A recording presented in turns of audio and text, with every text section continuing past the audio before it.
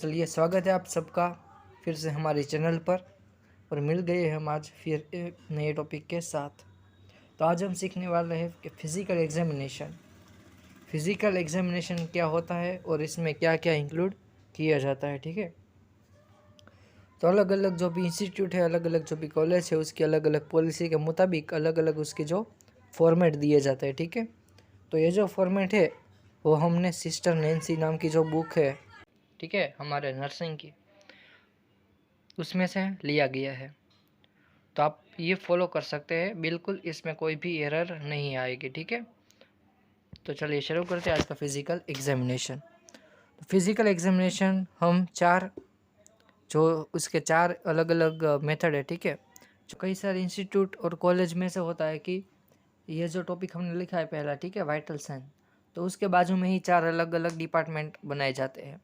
ठीक है, कंपार्टमेंट ऐसे बनाए जाते हैं। क्या है तो क्या, पहला होता है कि इंस्पेक्शन, दूसरा ऑस्कल्टेशन, फिर परकशन और पाल्पेशन। ठीक है, इस प्रकार ऐसे चार कंपार्ट बनाए जाते हैं और इसमें हम जो भी नोट्स करते हैं, ठीक है, सपोज हमने टेम्परेचर 35 डिग्री सेल्सियस यहाँ पर लिखा है, तो वो हमें कैसे पता चला। फिर आता है कि हमारा जो भी नरिशमेंट है, ठीक है, जनरल अपीयरेंस में है नरिशमेंट, तो नरिशमेंट हम कैसे डिटेक्ट कर सकते हैं, तो कि हम इसे ऑब्जर्व कर सकते हैं। ठीक है, इंस्पेक्टेशन, ठीक है, इंस्पेक्शन हम कर सकते हैं। तो वो जो नरिशमेंट है वो हमें इंस्पेक्शन वाले जो भी कंपार्टमेंट होगा वहाँ पर हम लिखेंगे। ठीक है, इसी प्रकार, बट ये सब लेंथी मेथड है। ठीक है, एग्ज़ाम में भी बहुत ही ये लंबी हो सकती है, इसलिए ये बहुत ही अच्छी सी और बहुत ही सिंपल सी मेथड है जो मैंने आपको बताई गई। ठीक है, जो आप देख रहे हो सबसे सिंपल मेथड है। तो चलिए शुरू करते हैं हमारा फिजिकल एग्जामिनेशन। इसमें दी गई हर एक टॉपिक है, ठीक है, जब वाइटल साइन है, फिर जनरल अपीयरेंस है, मेंटल स्टेटस है, वो सभी के सभी आपको याद रखने हैं। ठीक है, इसमें से कुछ भी आप कट नहीं कर सकते। मैंने पहले से ही थोड़ा बहुत आपको कट मर्ज करके ही यहाँ पर दिया है, तो इतना सा तो आपको मैक्सिमम में ये लिखना तो पड़ेगा। ठीक है, तो अच्छी तरह आप देखें और अच्छी तरह सुने, ध्यान से आप वीडियो देखें। ठीक है, क्या है, पहला है हमारा वाइटल साइन। तो कभी भी हम फिजिकल एग्जामिनेशन करें तो उसकी शुरुआत होगी वाइटल साइन से। ठीक है, वाइटल साइन में हमको तो पता ही है वाइटल साइन क्या है, TPR। ठीक है, TPR प्लस ब्लड प्रेशर, तो वही हमको यहाँ पर लिख देना है, temperature, pulse, respiration and blood pressure.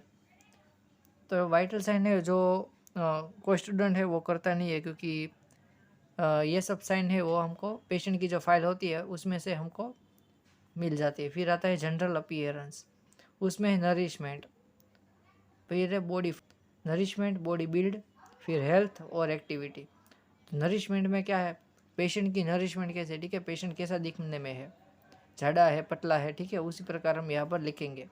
अगर झाड़ा है तो क्या लिखेंगे, वेल नरिश। ठीक है, ऐसा नहीं लिखना है, झाड़ा है तो वो क्या होगा, माल नरिश में आएगा।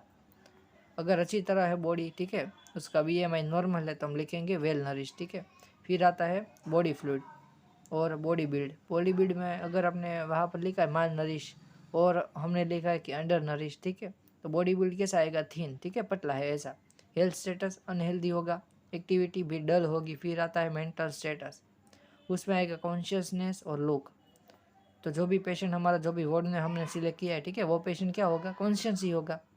ज़्यादातर जो भी पेशेंट होते हैं वो कॉन्शियस ही होते हैं। फिर आता है लुक, तो उसका जो फेस है, फेशियल एक्सप्रेशन है वो कैसा है, वरीड है, एंग्जियस है, ठीक है, वो हमें यहाँ पर लिखना है। फिर आता है हेड एंड स्काल्प।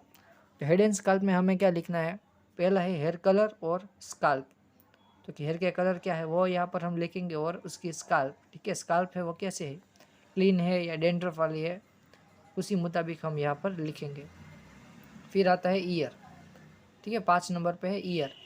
तो ईयर पे क्या है, तो कि एक आता है एक्सटर्नल ईयर, इंटरनल ईयर और उसकी हियरिंग। तो ये 3 पॉइंट बराबर आपने लिखना है। ठीक है, तो ईयर, जो भी एक्सटर्नल ईयर है वो अगर सिमेट्रिकल है तो सिमेट्रिकल लिखेंगे, अगर एक लंबा है और एक पतला है, एक है और एक है ही नहीं, तो यहाँ पर हम क्या लिखेंगे, एसिमेट्रिकल। ठीक है, फिर आता है इंटरनल ईयर।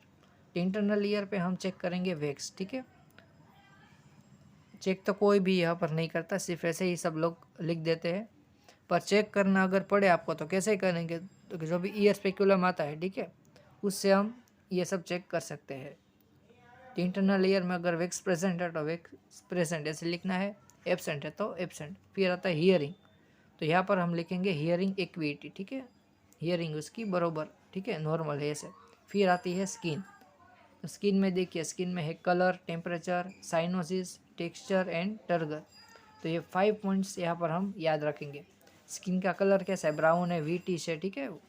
फिर आता है टेम्परेचर, तो हम जो भी वाइटल साइन में लिखते हैं, अगर वाइटल साइन में हमने लिखा है कि पेशेंट को 101 डिग्री फ़ारेनहीट उसका जो पे टेम्परेचर है, ठीक है, और यहाँ पर हम लिखते हैं कि कोल्ड है टेम्परेचर, तो वो क्रॉस वेरिफिकेशन में तू तो गया बेटे, ऐसा होगा, ठीक है। तो जो भी वाइटल साइन में आपका टेम्परेचर आता है उसी मुताबिक हम यहाँ टेम्परेचर लिखेंगे। तो हमारा टेम्परेचर वाइटल साइन में लगभग 34 या 35 ऐसा कुछ था, ठीक है। तो इसी मुताबिक टेम्परेचर यहाँ पर क्या होगा, कोल्ड होगा, ठीक है। फिर आता है साइनोसिस, तो पेशेंट को कभी भी पूरी स्किन पर या पूरी बॉडी पर कुछ भी ब्लूइश डिस्कलरेशन है या नहीं, ठीक है। अगर नहीं है, ज़्यादातर पेशेंट को नहीं होता, ठीक है, तो इसलिए हम लिखेंगे यहाँ पर नो एनी अबनॉर्मलिटी। फिर आता है टेक्सचर, टेक्सचर मीन्स के स्किन कैसी है, अगर हम स्किन को टच करें तो स्किन कैसी है, ड्राई है या वेट है, ठीक है, मॉइस्ट है, ये सब हम लिखेंगे।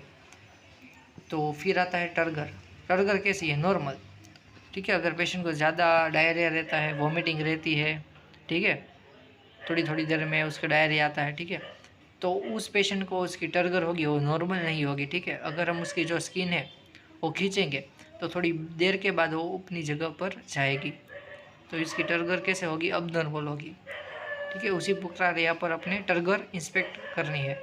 फिर आते ही नोज़, तो नोज़ में भी 3 ही पार्ट है। नोज़ में क्या है, नोस्ट्रिल्स है, जो हमारे 2 नोस्ट्रिल्स होते हैं, ठीक है, वो। फिर है नेजल सेप्टल, फिर आता है डिस्चार्ज।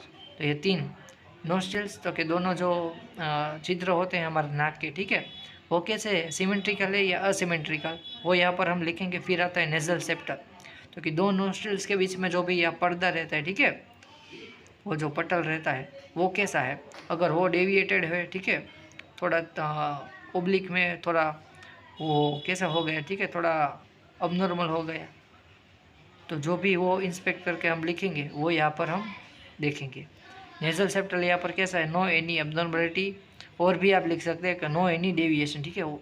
फिर आता है डिस्चार्ज, तो डिस्चार्ज मानेंगे तो कि उसको जो कॉमन कोल्ड है, कोई पस नाक में से निकल रही है, खून निकल रहा है, ठीक है, ब्लड निकल रहा है एपिस्टेक्सिस से, तो वो यहाँ पर हम डिस्चार्ज में लिखेंगे। अगर कुछ नहीं है तो यहाँ पर हम सीधा एब्सेंट ऐसे लिख देंगे। फिर आता है हमारी आईज, आई में क्या है, तो कि आईलिड, आईलिड जो हमारी आईलिड होती है, ठीक है, वो कैसी है, अगर वो प्रॉपर क्लोज हो रही है।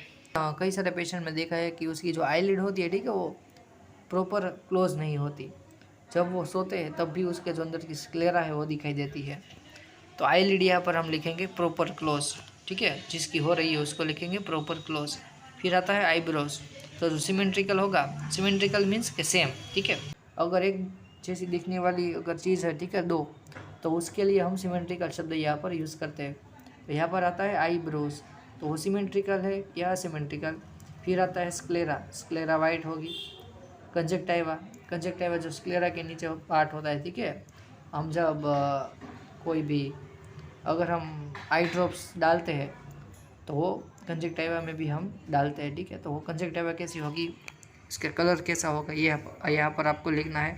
फिर प्यूपिल आती है, तो प्यूपिल डायलेटेड है या नहीं, अगर प्यूपिल डायलेटेड नहीं है तो पेशेंट डेथ हो जाएगी, ठीक है, वो डेथ ही कहलाएगा, इसलिए आपको यहाँ पर डायलेटेड ऐसा नहीं लिखना है, थोड़ा अच्छी तरह अच्छी भाषा में लिखना है। क्या लिखना है, pupil is equally react to the light, ठीक है, ये सेंटेंस यहाँ पर आप लिखेंगे। फिर आता है विज़न, मायोपिया है, ठीक है, अगर नॉर्मल है तो नॉर्मल, जो भी यहाँ पर है वो विज़न में लिखना है आपको। फिर आता है हमारा माउथ एंड फेरिंग्स, तो माउथ में क्या लिखेंगे, तो कि लिप्स, ठीक है, बाहर से धीरे धीरे अंदर तक जाएंगे लिप्स, फिर उसके अंदर टीथ, फिर टंग, टॉन्सिल और ओडर। तो लिप्स क्या होगी, तो कि जो भी लिप्स का कलर है वो यहाँ पर लिखेंगे, फिर जो टीथ का कलर है वो यहाँ पर लिखेंगे, टंग का कलर लिखेंगे, फिर टॉन्सिल, अगर टॉन्सिल इन्फ्लाम्ड है, ठीक है, रेड रेड दिखाई दे रहे हैं बाहर से, तो यहाँ पर इन्फ्लाम्ड है तो इन्फ्लाम्ड ऐसे लिखेंगे, अगर नहीं है तो एब्सेंट और नो एनी एबनॉर्मलिटी भी लिख सकते हैं। फिर आता है ओडर, अगर कुछ भी फाउल स्मेल आ रही है तो यहाँ पर हम नोट्स करेंगे। फिर आता है हमारी नेक, तो नेक में भी 3 चीज़ें हम नोट्स करेंगे, ठीक है। एक आती है मूवमेंट, फिर आता है थायरॉयड ग्लैंड और एक आता है लिम्फ नोड। तो उसमें पहला है मूवमेंट। अगर जो पेशेंट की मूवमेंट है, ठीक है, आरओएम है जो range of motion, flexion extension वो सब ठीक से हो रहा है तो यहाँ पर लिखेंगे ROM प्रेजेंट। फिर आता है थायरॉयड ग्लैंड। अगर थायरॉयड ग्लैंड पाल्पेबल है तो यहाँ पर लिखेंगे पाल्पेबल, अगर नहीं है तो लिखेंगे नॉट पाल्पेबल, ठीक है। और आता है लिम्फ नोड। तो लिम्फ नोड में अगर एनलार्जमेंट है तो लिखेंगे कि एनलार्जमेंट प्रेजेंट, और नहीं है तो लिखेंगे नो एनी एनलार्जमेंट, ठीक है। तो ये जो थायरॉयड ग्लैंड है, लिम्फ नोड है, वो हम शायद पाल्पेबल और जो भी हम डिटेक्ट नहीं कर सकते, ठीक है। इसलिए नो एनी एबनॉर्मलिटी और नो पाल्पेबल ऐसा आप सब लिख सकते हैं। फिर आता है chest and thorax. Chest and thorax में क्या है तो कि उसमें भी 3 चीज़ें हैं। चेस्ट आता है तो चेस्ट में 3 चीज़ें आपको याद रखनी है। पहला है कि शेप, फिर आते हैं हार्ट साउंड। हार्ट साउंड है तो उसके साथ आएगा ब्रीदिंग साउंड, ठीक है। तो ये 3 चीज़ आप याद रखें। तो शेप में क्या है, अगर जो थोरैक्स है वो सिमेट्रिकल है तो सिमेट्रिकल, अगर नहीं है तो असिमेट्रिकल, ठीक है। ये चेस्ट के लिए आप लिख सकते हो। तो ये जो शेप है वो कहाँ पर अबनॉर्मल होगा तो कि अगर पेशेंट को चेस्ट इंजरी है, ठीक है, न्यूमोथोरैक्स है, अगर उसको थोरैकोसिंथेसिस किया जा रहा है तो उस सब पेशेंट में यहाँ पर आपको अबनॉर्मलिटी दिखाई दे रही होगी। फिर आता है हार्ट साउंड, तो कि लब प्रेजेंट ऐसा आप लिख सकते हो, और S1 S2 प्रेजेंट ऐसा भी आप लिख सकते हो। फिर आता है ब्रीदिंग साउंड। तो ब्रीदिंग साउंड में यहाँ लिखा गया है कि Sai, SIGH, Sai sound means के लॉन्ग और डीप ब्रीथ, ठीक है। साई के साथ आप अगर पेशेंट कोई रेस्पिरेटरी डिजीज से सफ़र कर रहा है तो उसमें आप लिख सकते हो विजिंग साउंड प्रेजेंट, ठीक है। फिर आता है एब्डोमिन। तो एब्डोमिन में क्या है, तो एब्डोमिन में आता है कि injury, fluid and bowel sound. अगर पेशेंट के जो एब्डोमिन है उसमें कभी इंसिजन किया जा रहा है, पोस्ट ऑपरेटिव है पेशेंट, तो उसी मुताबिक यहाँ आपको एब्डोमिन में इंजरी है या नहीं, इंसिजन है या नहीं, वो यहाँ पर लिखना है। फिर आता है फ्लूइड। तो अगर फ्लूइड कलेक्शन है, ठीक है, तो वो यहाँ पर आपको लिखना है। असाइटिस है तो यहाँ पर आपको लिखना है। तो वो सब आपको कहाँ से पता चलेगा, तो कि जब भी आप परकशन करेंगे, ठीक है, परकशन मेथड है तो वो सब आपने मेथड अपनी अपनी जो भी कॉलेज है यहाँ पर आपको मैडम या जो भी प्रोफेसर है उसने आपको सिखाई होगी, ठीक है। तो वही सब है फ्लूइड। फिर आता है बोवेल साउंड, तो वो जो स्टेथोस्कोप से हम सुन सकते हैं, ठीक है, प्रेजेंट है या नहीं। फिर आता है अपर एंड लोअर एक्सट्रीमिटीज़। तो अपर लोअर एक्सट्रीमिटीज़ में हम देखेंगे ROM प्रेजेंट है या नहीं। अगर ROM प्रेजेंट है तो प्रेजेंट, अगर नहीं है तो नहीं। ये सब आपको कहाँ पर अबनॉर्मल दिखाई दे रहा होगा, तो कि जो भी पेशेंट फ्रैक्चर से सफ़र है, ठीक है, किसी को अगर एक्सट्रीमिटीज़ में कुछ भी लगा है या गिर गया है तो वो सब पेशेंट में जो भी ROM है वो अबनॉर्मल आएगी। तो यहाँ पर क्या है, तो कि अपर जो ROM है वो सभी प्रेजेंट है, ठीक है। राइट और लेफ्ट की जो अपर आर्म है, ठीक है, अपर एक्सट्रीमिटीज है, यहाँ पर ROM प्रेजेंट है। लेकिन लोअर में क्या है, ठीक है, जो भी लेफ्ट ROM थे, ठीक है, लेफ्ट एक्सट्रीमिटीज है यहाँ पर ROM प्रेजेंट है, लेकिन राइट में नहीं है। क्योंकि ये पेशेंट है वो फ्रैक्चर से सफ़र हो रहा है, ठीक है, उसकी जो सर्जरी है वो की गई है, इसलिए उसके जो ROM है वो ठीक से अभी नहीं हो रही है। फिर आता है हमारा जो आखिरी है जेनिटल एंड रेक्टम। तो यहाँ पर 2 ही आपको चीज़ लिखनी है, एक आता है हेमरॉइड्स और दूसरा है इन्वेंसिव। अगर हेमरॉइड्स प्रेजेंट है तो लिखना है प्रेजेंट, नहीं है तो नो सिग्निफिकेंट। तो हेमरॉइड्स के बारे में आप कैसे पता लगा सकते हैं, तो कि आप जो अभी प्रोक्टोस्कोप लेकर अभी प्रोक्टोस्कोपी करेंगे तब आपको पता चलेगा कि हेमरॉइड्स है या नहीं। पर ऐसा कोई भी नर्सिंग स्टूडेंट्स है वो ऐसा नहीं करता है, वो पेशेंट को सीधा वर्बली पूछ लेता है कि आपको, ठीक है, पाइल्स है, हरस है, ठीक है, ऐसा अगर नहीं है तो नहीं है, ठीक है, ऐसा लिख देता है। इन्वेंसिव, अगर कैथेटर है तो लिखना है कैथेटराइजेशन, नहीं है तो लिखना है कि नो एनी सिग्निफिकेंट, ठीक है। फिर आता है फाइंडिंग्स। अगर आप अच्छी तरह अपनी इंप्रेशन दिखाना चाहते हैं तो फाइंडिंग्स का टॉपिक आप कर सकते हैं। इसमें आपको जो भी अबनॉर्मलिटी है, ठीक है, वो यहाँ पर आपको लिखनी है। मेरे पेशेंट को क्या है, राइट ROM प्रेजेंट नहीं है, ठीक है, तो वो अबनॉर्मल होगी, तो वो मैंने यहाँ पर लिख दी है। फिर है कैथेटराइजेशन। सामान्य तौर से किसी भी व्यक्ति को किसी भी पेशेंट को कैथेटर नहीं होता, लेकिन यहाँ पर है, ठीक है, इसलिए तो यहाँ पर हम लिखेंगे कैथेटराइजेशन। तो ये 2 हमारी एबनॉर्मलिटी हो गई फिजिकल एग्जामिनेशन की। फिर यहाँ पर हमारा पूरा का पूरा फिजिकल एग्जामिनेशन है वो ख़त्म होता है, ठीक है। बहुत अच्छी तरह हमने यहाँ पर देख लिया है। तो ये पूरा का पूरा फिजिकल एग्जामिनेशन है, ठीक है, वो आप किसी तरह याद रखें या रट्टा मारें, ये तो आपको याद रखना ही है। पूरे के पूरी नर्सिंग एकेडमिक दौरान अगर आप नर्सिंग ख़त्म नहीं करते तब तक आपको ये सब याद रखना तो बहुत ज़रूरी है। और आफ्टर नर्सिंग, ठीक है, किसी हॉस्पिटल में भी ये सब मायने तो नहीं रखता, ये सब करते हैं ये सब ज़्यादातर करते हैं फिजिशियन और जो भी डॉक्टर होते हैं वो, पर हमको भी ये सब आता चाहिए, ठीक है। तो ये पूरा पूरा आप रट्टा मार ले, किसी भी तरह याद रखे, 5 6 10 बार लिखे, ये आपको पक्का मालूम होना चाहिए, ठीक है। इसकी लाइन टू लाइन आपको याद होनी चाहिए। तो चलिए, यहाँ पर हमारा फिजिकल एग्जामिनेशन बहुत अच्छी तरह पूरा हो गया है, पूरी डिटेल में मैंने आपको ये सब समझाया, ठीक है। तो चलिए, ऐसे ही वीडियो देखने के लिए चैनल को सब्सक्राइब कर दीजिए। तो चलिए, मिलते हैं नए वीडियो के साथ।